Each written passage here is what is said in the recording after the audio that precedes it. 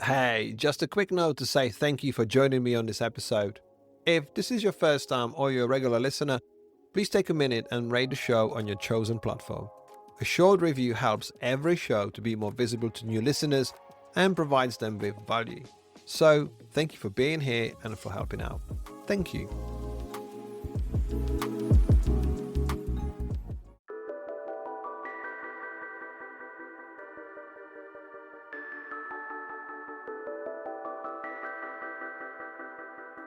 Do you like messy art or do you like neat art? And we were having this conversation, and Esther and I both realized, I used to really like neat art, but now I like messy art. And why is that? And is it because in my youth, sort of coming up through the 20s, I was craving control and craving the predictability, whereas now I have control and predictability to some degrees. I'm missing chaos. And so that's why I'm resonating to that. But in my work itself, you do kind of become not a slave, but you enter into a contract with your own ability. And so I'm not interested too much in completely reinventing my style for the sake of it. Welcome to the Daring Creativity Podcast, a show about daring to forever explore creativity that isn't about chasing shiny perfection. It's about showing up with all your doubts and imperfections and making them count.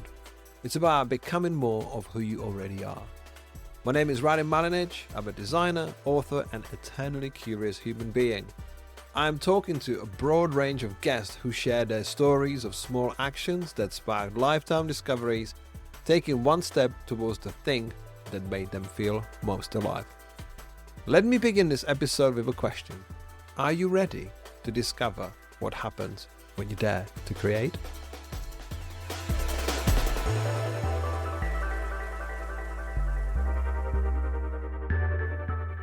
My second guest of this season is Oliver Jeffers, who likes to tell stories and ask questions. A world-renowned author, artist and storyteller who creates fine art mostly for adults and picture books mostly for children. He often explores curiosity and humor as underlying themes. In our conversation, he reveals the reality behind creative success, the constant self-doubt, the struggle to balance art making with parenthood, and the evolution from seeking external validation to finding internal purpose. Oliver speaks very openly about operating between two studios, one in Northern Ireland and one in Brooklyn, and the exhaustion of juggling multiple projects and the precious window of time spent with young children. Throughout, there's a theme of emphasis on the importance of persistence, the power of simple communication, and the courage to be violently yourself in a noisy world. This episode was produced in association with Paradiso Festival, and it's my pleasure to welcome Oliver Jeffers.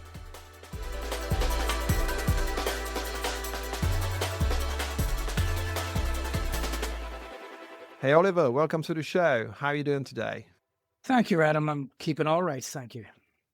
Fantastic stuff. It's great to see you. And how would you introduce yourself?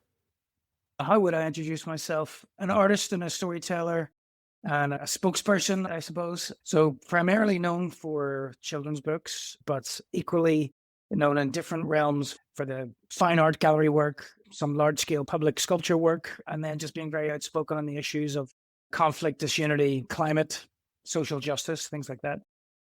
I think it's a fascinating story because you wanted to be a fine art painter, but now you see yourself more as a communicator artist rather than, craft artist. Yeah, well, but I think there's plenty of fine art painters who are communicator artists. That's just like I think, and you probably heard me speak about this at the Dawn Bookshop, I think, where, understanding why you're making the work that helps point the direction that you want to go. And whether it is you're a graphic designer, whether it is that you're a fine artist, whether it is that you're making children's books, I think understanding whether you're doing it for the craft or you're doing it to communicate a feeling, there can be two quite different modes in and sense of understanding of why you're doing it in the first place. So while, yes, I did want to start off being a fine art gallery artist, I still do that, but I kind of siphoned off into making kids' books and doing all these other things. And I suppose just as opportunities presented themselves, or I went along with tangents that seemed to be a good idea at the time, the future, I could never have written it like this, but I followed multiple paths simultaneously. And it does mean that I I suppose I kind of operate under three different career systems, three different industries. But I've always said to myself, I would just keep going until somebody told me otherwise, and nobody ever has. And even if they did, I don't think I would listen to them anymore. You mentioned multiple paths. Did you ever feel that you needed to focus on one or the other? Because that's sometimes what the society wants you to do. They want you to sort of double down and do one thing and do it well. It's funny you say that. Like whenever I was starting off in graduating from university, how that was like in the late 1990s, like right around the turn of the millennium. And there was this understanding that artists did one thing. And so you couldn't be a multidisciplinary artist. Those were not taken seriously. You were a conceptual artist. You couldn't do anything that was figurative, even though, that was within the art world, but it was way stricter for things like you couldn't dare possibly think of being a painter and have kids' books at the same time. That was just not done. So I did run into a lot of difficulties whenever I started off being a fine art painter. And then before graduating, I had an idea for a kid's book, decided to go about getting it published, and that happened. So then when I was graduating, while getting published, and that process happened fairly quickly because I kind of did my research and went about it, and publishing is much more straightforward as an industry. But then whenever I went to start trying to get shown in gallery land, I was just meeting a lot of closed doors and a lot of closed minds because once people realized that I was the same person who was making these kids' books, there just wasn't that much interest because that's just not what people did. Yeah, I think there must have been quite a few chin stroking people in your way going, nah, this is not what you do. Yeah, but all it takes is for one brave person to validate you, to say, yes, I think this person is good enough. Because often, the ad industry is full of people just justifying their own jobs. Can you make it a bit more blue? Why? I don't know, because I wanted to say something. And galleries sort of showing already established, already verified artists, rather than somebody taking a risk on somebody who's never shown anywhere before. It's very difficult to kind of break the ice to get that first toe in the door. And you need somebody to open the door slightly for you to do that. But that's a very important relationship. And every artist has somebody who gave them their first chance. And I suppose after that, it's what you do with it. What you're describing always reminds me of those famous words by Ethan Hawke when he says, give yourself permission to be creative, because you more or less, you figured out when you were working on your first book, you didn't even know that was a book because you wanted to do a series of paintings. Then you realize it's a book. You worked with a local printer to print 100 copies of your sort of demo and sent it out to publishers. I think that already shows a way to actually go in and get something that you want from the world and from life, rather than hoping, I think I've got a concept for the book. Who's going to publish it?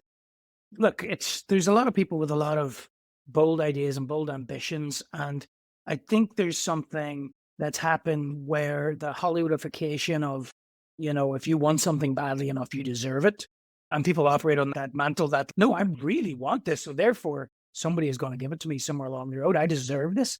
But that's not how it works at all. You've got to work harder or be better than everybody else. And so it is not really this idea of we're all equal, everybody deserves a chance. The world simply doesn't operate like that. And I figured out very early on, though around the time of my last year of art college, the greatest secret that I think to being a creative or actually to being a person, is you only get out what you put in. If you want something, nobody is going to do it for you. You have to do it yourself. And then another important thing that I learned from that is no doesn't necessarily mean, no, this project is not going to happen. And no might just mean, I haven't read it properly. I'm too busy. Not right now. Keep trying. And if you get 3 no's in a row, maybe then it is a no. But that just means that route is closed. There's other ways to go about getting whatever it is that you want to accomplish accomplished. And I've thought about that, the stubbornness in a lot of artists, and they're sort of like the rock-like mentality of, I will not move, I will not bend, I will stay here and say and do my thing, and, screw the world for not recognizing my genius. But if you look at a rock that's in the middle of a river, it will eventually get eroded away. Whereas the river will find the path to the sea. It'll find its own way. And so I'm kind of taking up this mantra to myself of be the river, not the rock. Yeah, I love that. So Jackie Chan said something about be like water, but this more specifically to the artistic practice, I think, is find another way. And in the process of trying to find another way, one of two things will happen.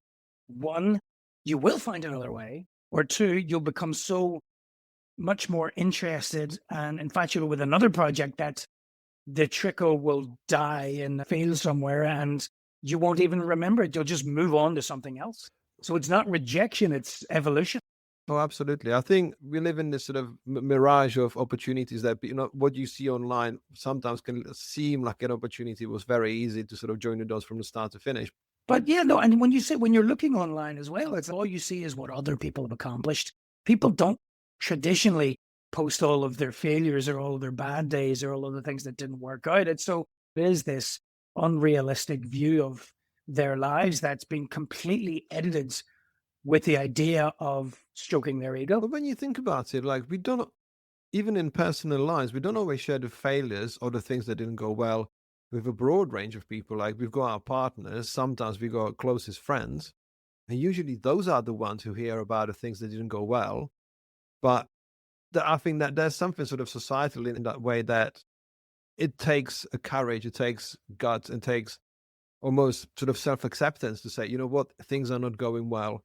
And why would anyone want to look at it? Because after all, I think people show up online because they want to be accepted by the broader public and broader people of society, going, am I doing something amazing? Please tell me, because part of the concept of daring creativity is that sort of dare to self-accept of who we are and what we stand for, and not necessarily look for that sort of extreme validation from people who had nothing to do with our work. You call it like the river and the stone. And I think I always see it as creators, like having really strong roots, that if a really strong wind blows past you, that you still stand still and go, you know what, I'm here, I'm fine. I'm actually deeply rooted in my own grass, in my own soil, doing my thing, rather than going, well, which wind, which river, which stream of water will take me somewhere, right?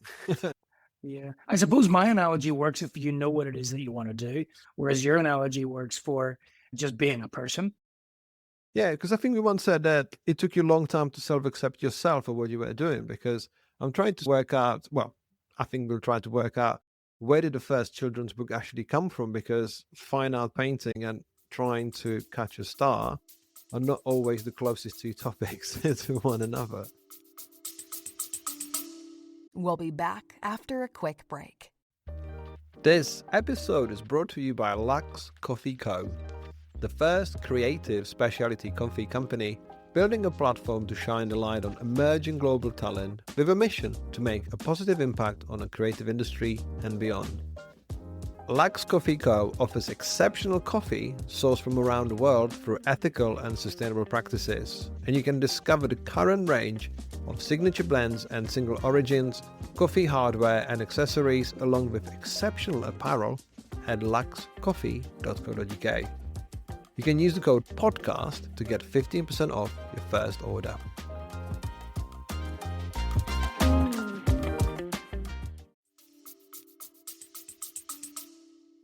No, they're not. But the type of fine art painting that I was making at that time, and I can't remember really how this came about, but I was interested in doing these paintings with a very realistic understanding of light and shadow, but on very simple objects. So almost like toys. So I remember painting fish, but the fish looked like a 3-year-old had drawn it, but then the light and shadow was very realistic. I'm playing about with that. And so these very simple shapes, but dealt in a way that had great roots in the understanding of how art functions. And I think that's where some of the paintings were taking me. So I was painting things like lighthouses or fish or these things with stripes and the curvature of objects, starfish, and tricking myself into thinking it was a reflection. I was like, oh, that would make a great painting that fits into this visual language that I was creating for myself, which is sort of bold colors, simple shapes, but realistic light and shadow. And the first painting was that. And then I thought there's more potential here, throw in another thing that's got stripes, like a life ring. Maybe that's another way that he's trying to catch the star. And really at that point, I was like, oh, wait, there's more to this here. And so that's how that jump made, like from this thinking. And actually, my fine art painting changed massively after that, because I suppose that urge of painting realistically in a kind of accessible and naive way totally shifted into what became my style for children's books. And then the fine art painting went a lot more realistic for a while. And partly that was, again, sort of trying to prove to people whose opinion I, when under scrutiny, would have to admit I didn't really care about, try and prove to people that, no, I can actually paint. Realistically, I'm a good painter. And even though I would start off for even as far as a decade, like trying to paint something, I was like, I'm going to be super loose with this. I would end up just getting tighter and more realistic, still trying to prove to myself and the stranger on a pedestal that I can do this. look, I need your validation to say I can paint. You said the word prove, I think, at least 3 times. I can prove to them I can paint. I can prove to myself I can do this. I can prove. Because that's that young turmoil, isn't it? It's that, like, we need to almost work it out of ourselves through all the brush strokes and all the paint splats, whatever the production, bits by bits. Because then once you don't need to prove anything to anyone. Like, it just comes out. Then it becomes not about proof. That's it. It becomes about communication, or it becomes about sort of just, discovery. But yes, it is that I, when you're younger and people ask, like, how do you find your style? And it's just that everybody's got to go through that process. There is no quick solution to any of this. And ironically, that became, while I was working through this, that became a theme of my third book, The Incredible Book-Eating Boy. There's no easy shortcut to success, which was sort of wrapped up in that story in a great way, because it was something that I was starting to subconsciously wrestle with internally. And that's one way in which it manifested out. But no piece of art that I've ever made, to go back to an earlier question you were saying about, has actually ever turned out the way that I thought it would in my head before I put pen to paper or brush to canvas. Not a single thing. And you always have to react to what you see. And some people can become very frustrated with that, like it's not looking like it's supposed to. Or you can use that as a conversation, which is, that's not what I thought was going to happen, but that is interesting. What happens if I do that some more? And then the work starts to take you in places that you're not in control completely. And I think there's something really fascinating that happens when you get into that conversation with the thing you're making. I think it must be very comforting for some people who are listening to this and be like, oh, wait a minute. So you set out to do something, you have a vision, but then it turned out to be something different than you actually planned. Because that obsession with perfectionism, I've been debating this topic for the last 30 odd episodes, maybe even more. It's, again, comes from self-acceptance, comes from feelings of shame, vulnerability. Like, am I putting something out there that would I be judged by, in your case, chin strokers? Would I be judged by public at large? Would I be judged? Whereas when you go on a journey with your work, it doesn't matter what the outcome is in the end. Well, no, it doesn't, because, and also not a single other human being, even those you love and respect the most, can see inside your head. Nobody has any idea of what you had envisaged. So it's that disappointment's on you. But, I was saying that not a single piece of work has ever turned out exactly the way that I thought it would, apart from one. And the only reason that turned out exactly the way that I thought it would is because it involves a bunch of architectural engineers. And it was a large scale public art sculpture project. And so I did some sketches, and then they made those sketches like without any deviation into reality as a series. And it was the project Our Place in Space. And so it was a 2-scale model of Earth's place in the solar system as a way to look at ourselves from afar. But because of, the wind load and all of these engineering requirements, the weight bearing, everything else, they had to calculate everything. And the easiest way to do it without it changing massively was to just stick absolutely religiously to the sketches that were made in the first place. So it's the only time that's ever happened. And it felt weird, to be honest. It was like, I almost felt a little disappointed. It was like, oh, it didn't evolve along the way. There was no compromising involved at all. Oh, I like that. So I'm trying to sort of zoom in a little bit more on the nexus of your sort of book work and sort of working on the stories, because I always think, when I think about people's stars and careers, it always takes me back to a quote by Alain de Botton, who says, we always create things in life that we are longing for. So if our life is very peaceful, we create chaos and sort of work that's very messy. Whereas if our life is messy, we create things that are very peaceful. And in your case, I mean, you've already been describing like the stars are rudimentary drawings with lifelike sort of shadows and rendering. But was there something as a response to your environment growing up, or was there something that you decided to sort of, not decided is the wrong thing to say, but like, how did it come about? Is there any dots we can join? Yeah, it's funny that you mentioned the messy and the kind of the peace. I just went with my kids and some friends of ours from the US. We were in Paris together, and we went to the Pompidou before it closed. And I was walking around with 2 7-year-olds, my daughter and her friends, Ayu and Ayu's mother. And I was asking them, I was like, what do you guys prefer? Do you like messy art or do you like neat art? And they, we were having this conversation, and Esther and I both realized, I used to really like neat art, but now I like messy art. And why is that? And is it because in my youth, sort of coming up through the 20s, I was craving control and craving the predictability, whereas now I have control and predictability to some degrees. I'm missing chaos. And so that's why I'm resonating to that. But in my work itself, you do kind of become not a slave, but you enter into a contract with your own ability. And so I'm not interested too much in completely reinventing my style for the sake of it. So there tends to be a range of neatness and messiness within a scale, and it doesn't really deviate too much. And especially as an artist who's a communicator, I'm aware of what resonates more with people in terms of not saying people I like it, but that it works. And when I say it works, that it does its job, it's set out to try and convey what I'm feeling to other people.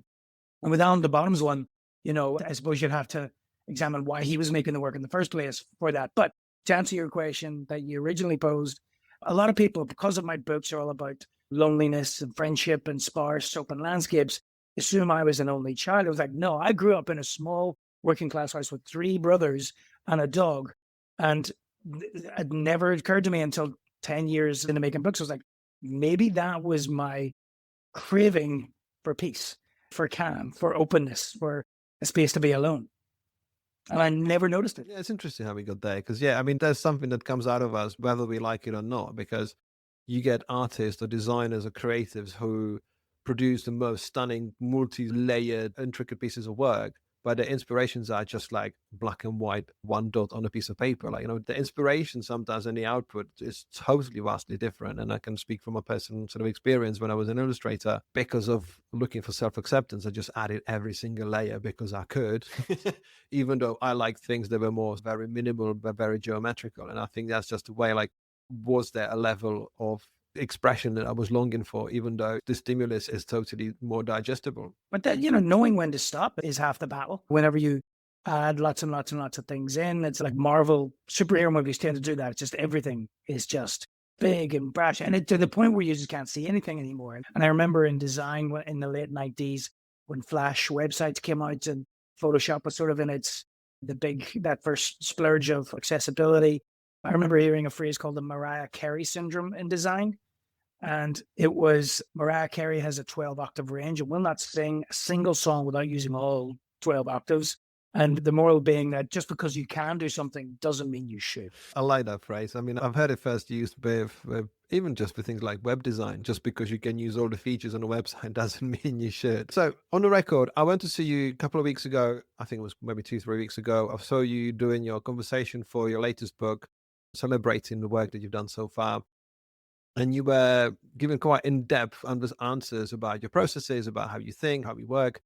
And one of the answers involved the fact that you said, I don't always paint very often. I just use the painting and illustrations just to communicate my points. For some people, you're mostly seen as an illustrator, as a creative, as a visual communicator. It might be to some people surprised that you are not a daily maker. You're not a daily illustrator anymore. Like you spend more time thinking about your work than you creating it. And actually, to some might be even surprised that illustration is almost just a means to an end. What you do these days is. Yeah, I wouldn't call myself an illustrator, and I never was a daily maker.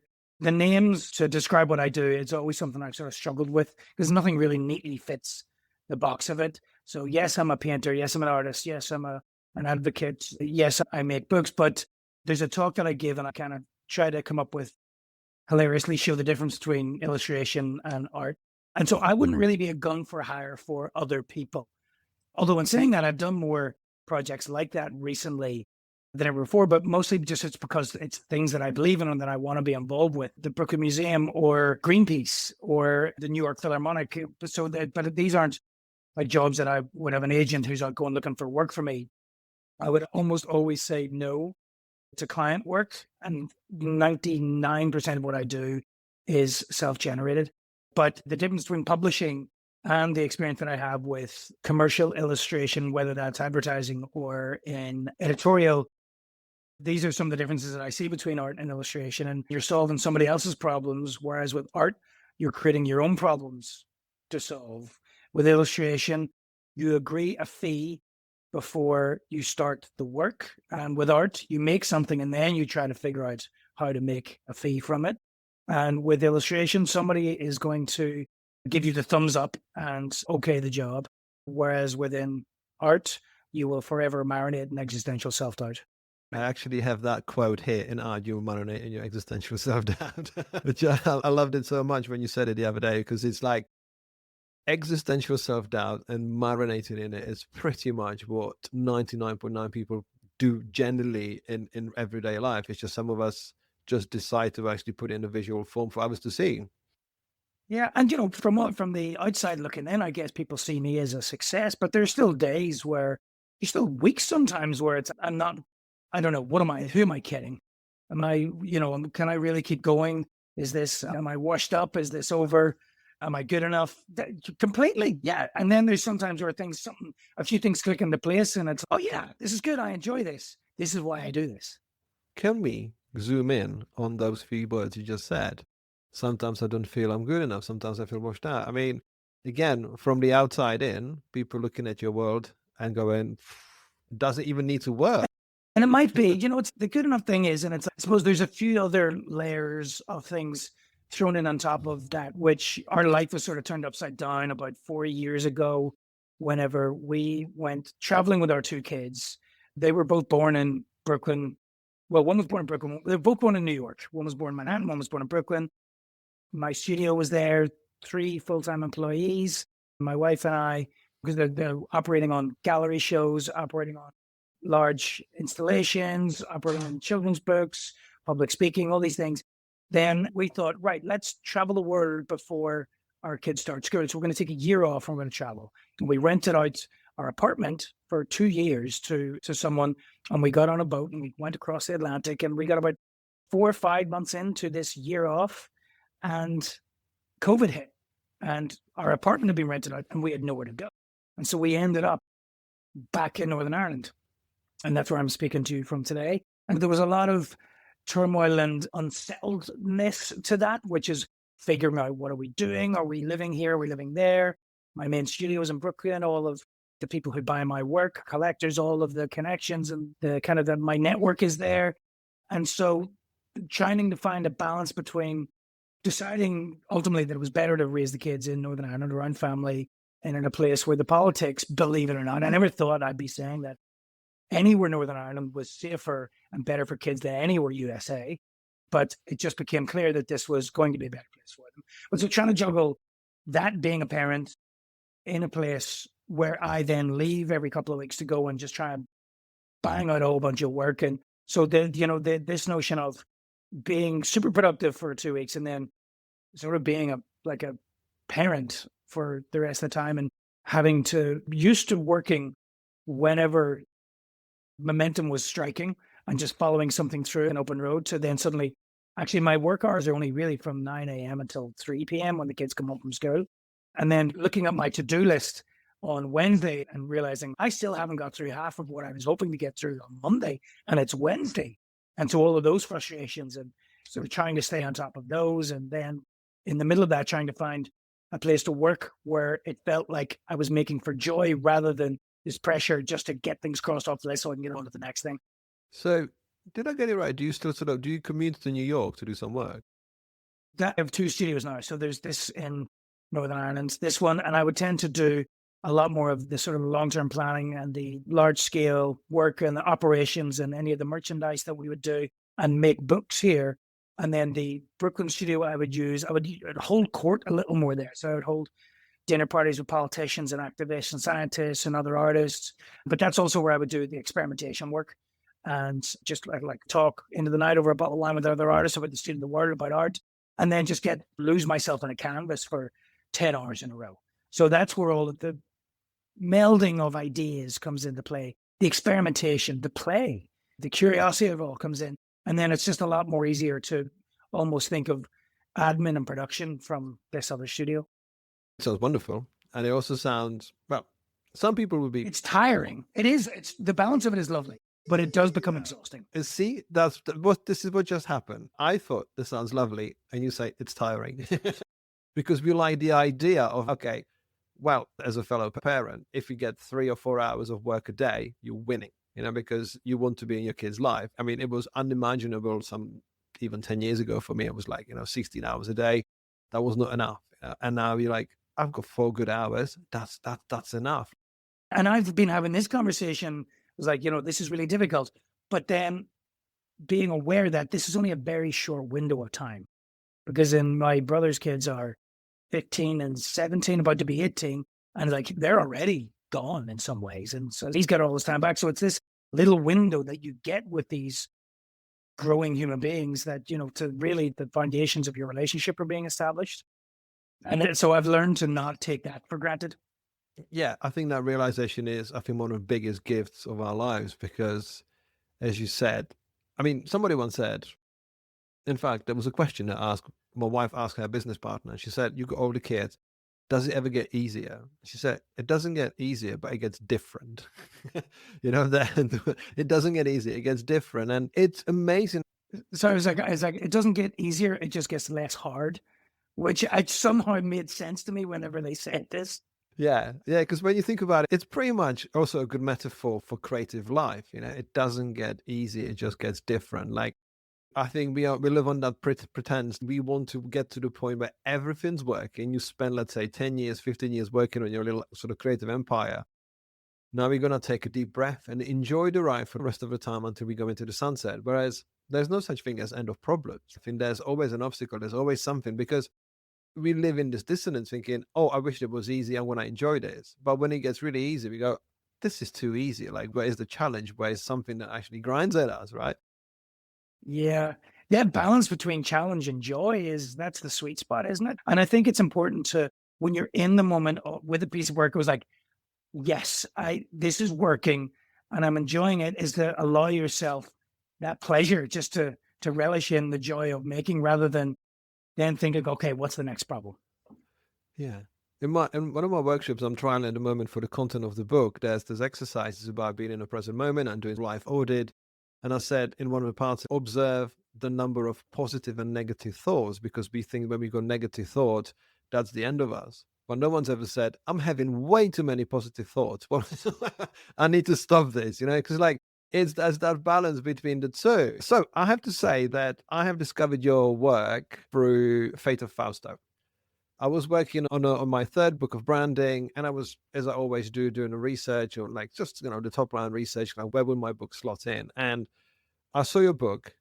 I'd never heard of your work before, and the cover and the book itself totally stopped me in my tracks. I was like, "What's going on? What is this?" And it was beautiful color. Everything was great. It was a beautiful color. It spoke to me. It was one of the things that just sort of stopped you in your tracks.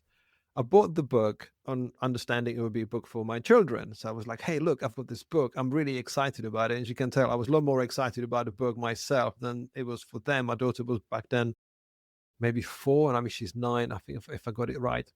I opened the book and I was totally taken aback, because I had that experience of reading the book for the first time with a little human and going. And then, spoiler alert, the main character drowns. And she just looks at me like, what was that about? It was like, what is it really for me? Are we going to read it again? And what's really been beautiful, like the relationship with the book, that especially my daughter, she's now 9, my son is 5.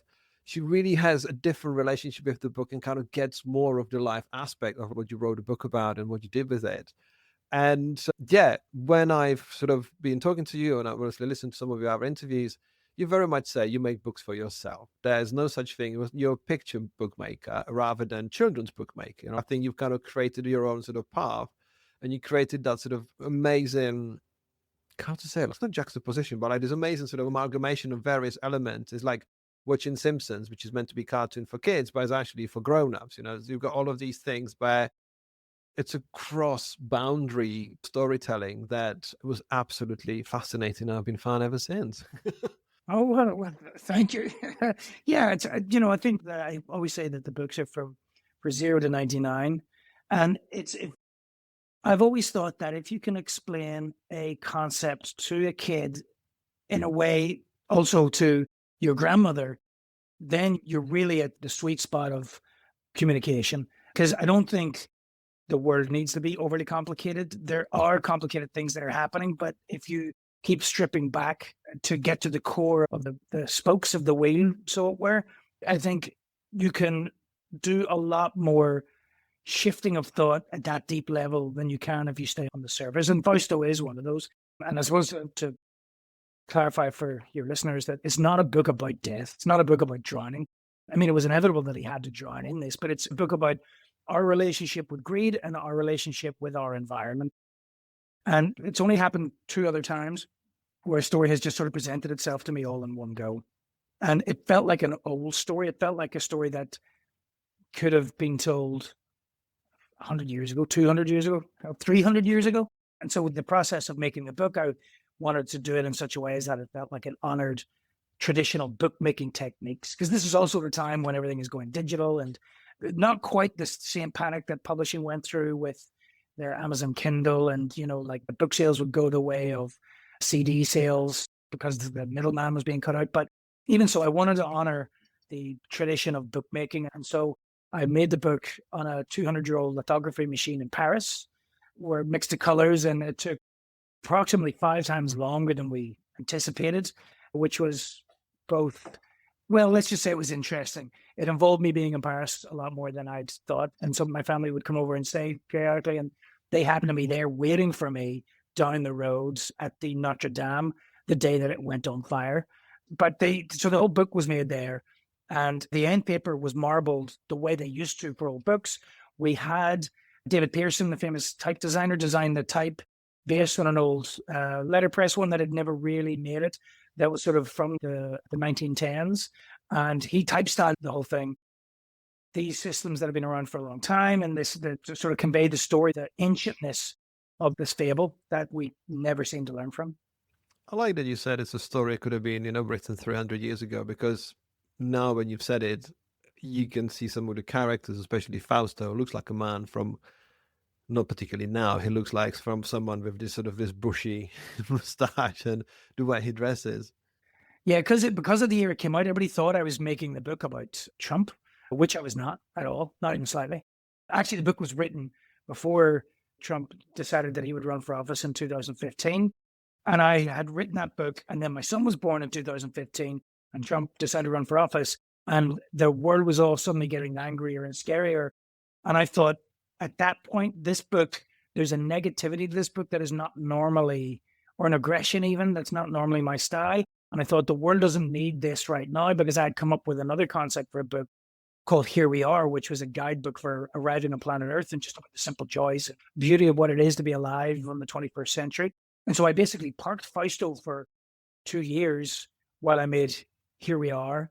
And then the reality was that, the themes and the issues that come up in are even more relevant now than they were 2 years ago. So it felt like this is now the time. And because of the timing of it, everybody thought it was Trump-based, but it was not. It was just this sense of we are out of balance with the only place that we can live. And this idea of ownership in capitalism is, like when somebody's a billionaire, why do they need more? And what is this idea of every global economy being based on growth? Every business's goal is growth. But if you look at growth in terms of biology, uncharted growth is called cancer. And so just this reevaluating the system that we have for ourselves of what it is that we want. I mean, yes, you've nailed it. And what I wanted to say, actually, you and Brian Collins are partially responsible for the stars of my latest 2 books that I've published, Creativity for Selling Mindful Creative, because your little neon detailing I'm showing, just for people who can't see it. That inspired me using neon color in my books. This is very much a punter. That's that. And the style of illustration was actually inspired by the Collins's work for MailChimp, around the sort of same time, around 2018, when they rebranded MailChimp with very messy, hand-drawn illustrations. And I was like, until that point, my studio was very much working in 3D and digital illustration. I was like, how do I do something different? So that's how things are. Now, how do little things that you spend time, but your family was waiting in Notre Dame and was like waiting for you to get your craft done. These little details make another spark of inspiration and actually inspired me to do that, because I was like, that's genius, and I want to do something different. Yeah, you just never know where the work will kind of permeate and show up somewhere else and who it'll affect. You've never have any idea, and you never will. It takes me to a quote by Johnny Ive, who said, obsessing about little details will make people feel that you actually gave a shit about your work. And like when you do those little things, they will manifest themselves in some way or another. I've got one more question about Fausto before we move on to the next thing. The pacing of the book is simply genius. You say a lot by saying very little with just a few words on the page. Do you ever work with sort of preset pagination? How does your planning work? Because that particular book in itself, like, it's got these pockets of excitement. As you can tell, I'm a fucking massive fan of this book. And I'm fascinated, like, how to write as little as possible that you don't feel like you have to add extra words or make the illustration bolder or wider. Well, the daring is the theme of this, and it's daring to be quiet. It's daring to understand that you grab the audience's attention and you're going to hold it and you're going to make them look at something. But the question of pagination is, yes, when you get into larger books, it's less of a structural concern. But with most picture books, they're all multiples of 8. So they're either 32 pages or they're 40 pages, or then you have to jump right up to 56 pages. And if you go beyond 32, then suddenly you're at 40 and you've got these extra pages that you need to fill. But with Fausto, I can't remember what it is. Is it 112 pages? That might be right. But I knew that I wanted there to be a lot of space. I felt that it was more like the spacing of contemporary poetry than of a novel or of a film, which, the strange line breaks and giving a word an extra effect. I think there's one spread where the only thing on the entire spread is the word eventually. Unfortunately, you didn't put any page numbers on this. No, I didn't. I'm pretty sure it's 112. Yeah, it feels like 112. Yeah. I mean, I think it's a masterclass in saying a lot by saying so little and so strongly. I think you can say more with, more is less, or sorry, less is more or less. Because if you can lay out the crumbs so that whoever's reading the book can put it together in their own minds, the impact of that is going to be much more potent because they'll add their own personal experience to it than if you spell out every single word. So, I think the opposite end of that extreme is Steinbeck, whose language is, it's so precise and so extravagant, so flowery that you've no choice but to be inside his head. But with something like Fausto, where there's so few words, you're kind of inside your own head at that point. Do you reckon, does your work link up to the quote that you used, which says, building strong children is easier than mending broken men? Oh, the Frederick Douglass quote? Yeah. I think there's something to that, yes. And it's so, like a lot of the books, especially since my kids were born, there was this notion of, I want to play my part in trying to make the world the sort of place that they will be proud to be a contributing member of that society. And so, yes, there was a matter of, like, how do I deal with things like climate or like greed or like conflict in a way that will help them become better future adults. So I think there is something to that. Get with picture books in particular, and with being able to speak in terms that are simple enough, you can possibly get to new arrivals on Earth before the evils and cruelties of the world do. With your books, when did you stop reading reviews? Have you ever stopped reading reviews? Yeah, no, don't really give too much credence to reviews, because that's one person's opinion on one day. And, you can get, I think, reviews and awards, you get to, I think, set on external validations. But I also realized that a lot of the reviews were just sort of lazily written copy and paste of the press release. And it's like, why would you even pay too much attention of just somebody who's clearly not paying attention to the details of their own job? And a lot of times, whenever somebody's reviewing something and they feel that they have to be critical, they might just land on something that is random rather than something that they truly deeply felt. No, I don't pay too much heed to. But did you ever have that very first negative review when you were like, you didn't know how to deal with it? Because I'm speaking from a personal experience. I had my very first bad negative review was like, I think I need to go for a walk, because it was such a new experience, because you put your work out there hoping for the best and you're never prepared for the worst. It's usually the people with such a strong opinion that they paragraph their stuff. You paragraph and you're like, you really there's something about you that's not quite right, and my book is just the enabler of the trigger. But I'm on the receiving end. Yeah, I mean, I remember I can't even remember what book it was for, but the review was like, it was such that I was able to say to them, I was like, wow, they didn't get what I was trying to do there. There's a disconnect here, because that almost feels like a different book that's being reviewed. And then it was like, and maybe this is the point of some reviews like that, was like, okay, what could I have done that would have got what I was trying to say across more clearly? And, that comes back to the communicator artist type mentality. But I didn't take it that personally, because it was so obvious that they misunderstood the point. I can tell you that some of the Fausto reviews are from people who are just looking for a straightforward book for their children. They're like, what just happened? You know what I mean? Unfortunately, you don't get reviews like, oh, the postman dropped the book, 1 star, oh, the book smells a bit funny, 2 stars. They're like, just don't buy this for your kids, would you?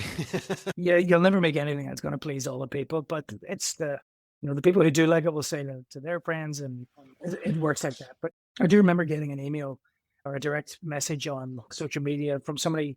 I think they were in Germany, and they're like, "What am I supposed to tell my children happened to Fausto at the end of this book?" And I've almost never reply to DMs like that, but this time I did. It was like, "You tell him that he died." It was like, it's a conversation that I don't think you can really kind of pretend doesn't exist. Like, death is a very realistic part of life, and to pretend otherwise is to maybe set children up unprepared for the future. So I was just like, yeah, you tell him that he died. I think it's never the nicest thing for children to realize that there's such thing that's awaiting all of us. But unfortunately, that's the part of life. Well, but there's another book that I made called The Heart in the Bottle, and adults get very emotional about that because it's about a little girl who loses a father figure in her life. And I never specified whether it was a father or a grandfather because I think people take their own. If you're not completely specific on the details, it allows people room to project their own personal circumstance. Anyway, adults get very emotional about that book, very sad about that book. Children don't, even though they get it, because there's still this sort of sense of balance and curiosity in a way that adults have lost, and there's an innate sense of understanding in kids about books like that, so that it just affects them differently. I tried to never underestimate the intelligence of kids when I'm making any of these books. You allowed yourself to be quite vulnerable earlier, saying, sometimes I'm not sure where I'm going, if this is the right place, am I enough, am I doing it right? How do you take your life creatively right now? Do you keep making constant notes about what you want to do, or do you have things that come to you in waves? Or how, if somebody wanted to think, you show me your sketchbook. Yeah, well, right now the work seems to be more project based, and it does feel like they're spinning plates, and so it's a lot of just making sure this plate is spinning and then going back and spinning the first plate. And so some of them are book projects, some of them are gallery shows, some of them are events, and it's just a matter of working backwards from what needs to happen. So the one thing that I have to be strict about in there is protecting the time to make. And so it's like there's a gallery show that's coming up, and I want to enjoy the making of those pieces. So I've learned that I can't do that on days where I'm also doing admin or other sketches for other things. It's just going to be, okay, I am only doing this. I'm clearing the space and protecting the space just to allow this to happen. And even if nothing happens, as long as I don't then get on my phone or start emailing or start watching a TV show or something, even if I just sort of sit and stare, think, and nothing actually is made, that's okay, because that's part of the process of sometimes you think about something for a long time and then it explodes into life.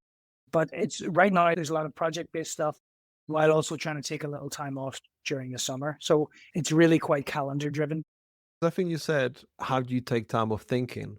Because I believe as a creative person, there's nothing more satisfying and more liberating than just have the headspace and the space in your mind to actually be thinking about these ideas and validate them even before you touch any of your sort of art tools. Because you and I met at Paradiso, and that was thanks to Hector, who put on this amazing event. And I very much enjoy the fact that you can speak to anyone about anything and validate the fact, in my opinion, that creativity is first and foremost verbal.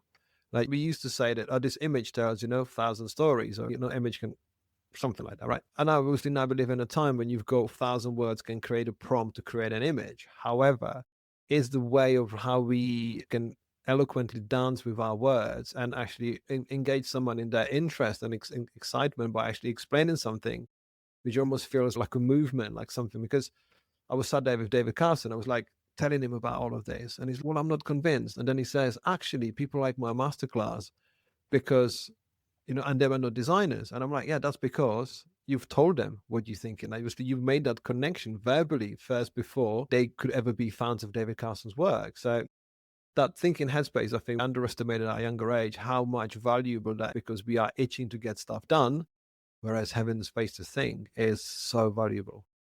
Yeah, the space to think, but also being in the right mood for it as well, which whenever you're juggling a lot of things, that doesn't always align. But I've learned that, some weeks you get a day's work done, and then in some days you get a week's work done. And it's as long as you get enough of those over the course of a few months. Is there a book that you wish you had written or created? Is there anything that's out there that you were like, oh, that's a masterpiece? Yeah, do you know what? I was thinking about this recently. Do I have a copy of it here? I don't think so. But there's a book called The Enemy by Serge Bloch. And it's a beautiful, simple story about two soldiers on either side of an unnamed battle and what they think the other person is. And it's just them in their trenches and just the beautiful simplicity of it. And then when they both sneak over and discover the other's lair and realize that they're just like them. It's wonderfully done. So that's one that springs to mind. That's amazing. I need to look it up. I've never heard of that one. One of the things I've taken from your recent conversation is you said, be violently yourself. And that to me seemed like a rallying cry that should be written and pretty much on every sort of town center for people to actually do that. Because when you said it, it's a beautiful dance of 3 words, but it means so much because you can calm someone down with this at any point of their life, being winning or being losing. If you're violently yourself, then there's nothing to compete for because like the feelings of competition or comparison almost fall away instantly. They do. And just to clarify, I am a pacifist, but it's that sense of just the surge of the fire in you that needs to get out. And it's that, and it's just not allowing I suppose that external validation to draw you like a carrot on a stick. It's got to come from somewhere inside and the reasons that you want to be doing things and the reasons that you want to be making. There's the old Oscar Wilde quote they always said, be yourself, everybody else is taken. But Cher said something which I think was better, which is all of us invent ourselves.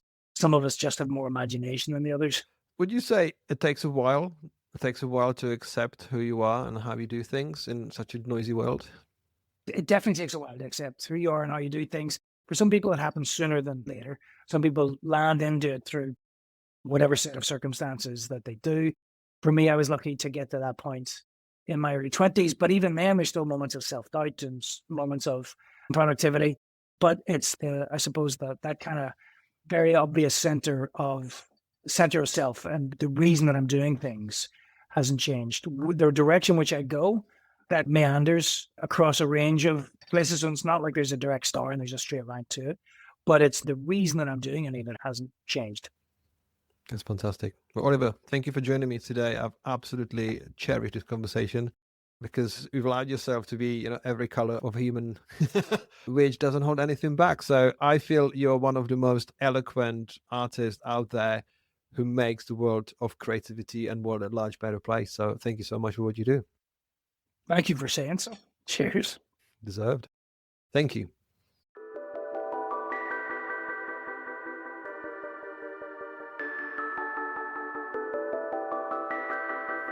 Thank you for listening to this episode of Daring Creativity Podcast. I'd love to know your thoughts, questions, and suggestions. So please get in touch via the email in the show notes or social channels. This episode was produced and presented by me, Radim Malinic. The audio production was done by Neil Mackay from 7 Million Bags Podcast. Thank you, and I hope to see you on the next episode.